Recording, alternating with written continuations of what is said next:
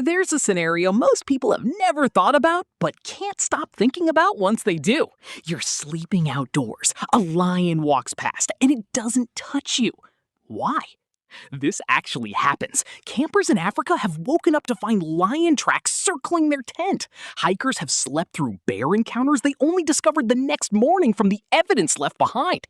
And in almost every case, the predator had the opportunity. It chose not to act.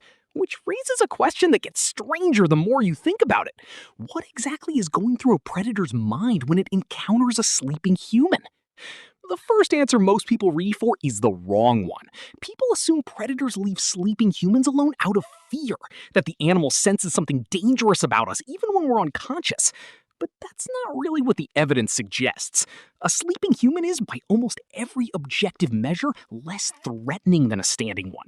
We're quieter, we're still, we're not making eye contact, we're not projecting any of the signals that usually make predators cautious around us. So if it's not fear, what is it? The more accurate answer has to do with something predators are extraordinarily good at: risk assessment. Large predators don't attack everything they encounter. They can't afford to. A lion that gets injured hunting the wrong target may not recover. An injury means reduced hunting ability, which means reduced food, which means death. So predators are constantly running a cost-benefit calculation. Is this worth it? What do I gain? What could go wrong? And a sleeping human creates a genuinely confusing calculation. Humans smell strange. We don't smell like any natural prey animal a predator evolved to hunt. Our scent is unlike anything in the predator's ancestral experience. We're covered in synthetic materials, soaps, fire smoke, food residue. To a predator relying heavily on smell to assess a situation, a sleeping human is a deeply unfamiliar package of signals. And predators are generally cautious about unfamiliar things, not because they're afraid, but because unfamiliarity increases risk. There's also the question of size and shape. A human lying down is a strange silhouette. We're longer than we are tall when horizontal. Our proportions don't match any standard prey template. And our positioning, flat on the ground, covered, possibly inside a tent, creates additional layers of confusion.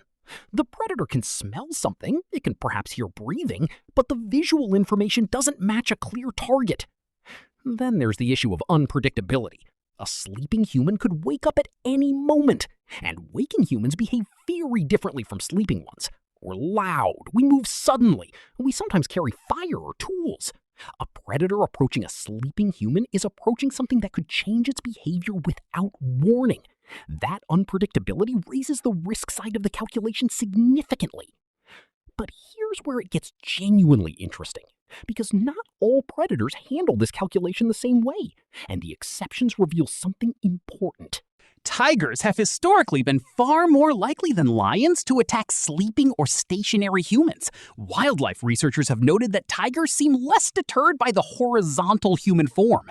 Some researchers connect this to the Sundarbans region of India and Bangladesh, where tigers have attacked fishermen sleeping in boats for generations, possibly developing a cultural familiarity with humans as prey in a way that most tiger populations haven't.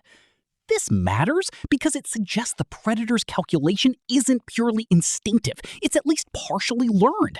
A lion that has grown up in an environment where humans are unpredictable and sometimes dangerous has learned to treat sleeping humans as too risky. A tiger population with generational experience of hunting humans may have learned the opposite. Wolves present another layer. Despite their fearsome reputation, wolves almost never attack sleeping humans in recorded history. Researchers believe this connects to wolves' highly developed social intelligence. Wolves are extraordinarily sensitive to behavioral cues. A sleeping human displays none of the behavioral signals that wolves typically read as prey behavior. No panic, no flight response, no vulnerability signals that trigger pursuit. Without those triggers, the predatory response simply doesn't fully activate. Bears are perhaps the most interesting case. Black bears almost never attack sleeping humans. Grizzly bears occasionally do, but usually in the context of being startled at close range, which is a defensive response rather than a predatory one. The distinction matters. Most bear attacks on sleeping humans aren't predatory hunting behavior. They're a frightened animal reacting to a sudden perceived threat, which is a completely different calculation. So, what's actually protecting a sleeping human from predators? It isn't a mysterious aura, it isn't some deep animal recognition of human specialness. It's a combination of unfamiliar smell, confusing shape, unpredictable behavior potential, and a risk calculation that consistently comes out on the side of leaving us alone. We are, from a predator's perspective, a strange and poorly understood object that smells wrong, looks unusual, and has an unpredictable history. The rational predatory decision, most of the time, is to simply move on. Which means the thing keeping you safe while you sleep in the wilderness isn't courage or equipment or even luck. It's the fact that to a predator running the numbers, you aren't worth the risk. That's not comforting exactly, but it is fascinating.